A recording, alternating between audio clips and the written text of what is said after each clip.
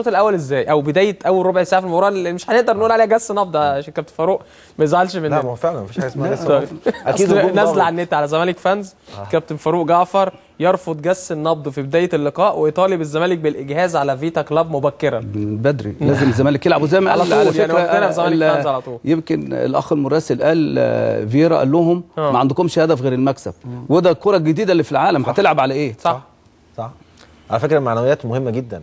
الراجل قال لك انا عايز ناس فايترز النهارده، ناس ما بتلعبش كوره، ناس بتقاتل، ناس جايه عشان نعمل مباراه كويسه ونكسب ونحقق نتيجه ايجابيه ونصعد للدور التالي. ودي من شانها حاجات مهمه جدا في رفع معنويات الفريق قبل المباراه. يعني هو المطلوب دلوقتي اللمسات الاخيره. نادي الزمالك مفروض ان هو يقابل الضغط اللي هيعمله فريق فيتا كلاب على نادي الزمالك بقوه. الرقابه تبقى شديده جدا، الضغط على حامل الكره تبقى شديده جدا في كل ارجاء الملعب. ما يسمحش فريق فيتا كلاب ان هو يتسيد المباراه.